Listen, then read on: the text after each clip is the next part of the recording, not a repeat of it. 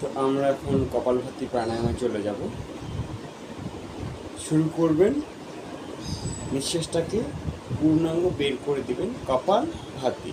কপাল মানে আপনি স্কাল্পটা, ভাতি মানে আপনার উজ্জ্বলতা, মানে আপনার মুখে সব কিছুকে উজ্জ্বলতা বাড়ানো হচ্ছে কপালভাতি প্রাণায়াম।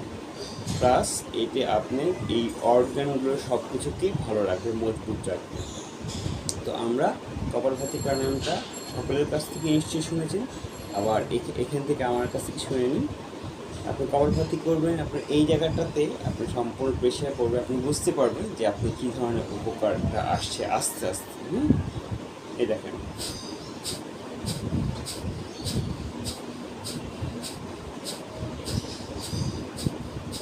অনেকে বলবে যে ভাই আসলে এটা তো একবারে বেশিক্ষণ করা যায় না।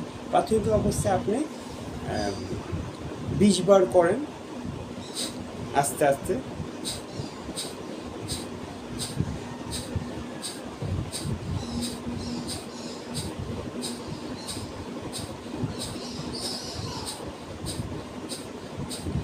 এভাবে যখন করবেন আপনি ভিতরে অর্গানগুলো সব অ্যাক্টিভেট হয়ে যাবে।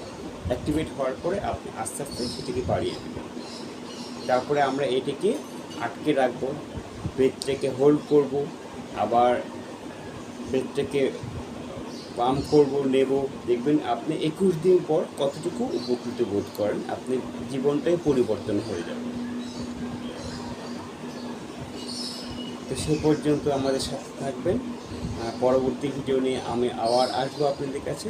যোগা ফর লাইফ থেকে রাশিদ ইমাম। আমার ইউটিউব পেজটাকে সাবস্ক্রাইব করুন, ভিউ করুন, লাইক করুন, কমেন্ট করবেন, এবং কারো কোনো কিছু প্রয়োজন পড়লে সেটা আমাদেরকে জানাবেন, আমি সেটি বলার অবশ্যই চেষ্টা করব। ধন্যবাদ সকলকে।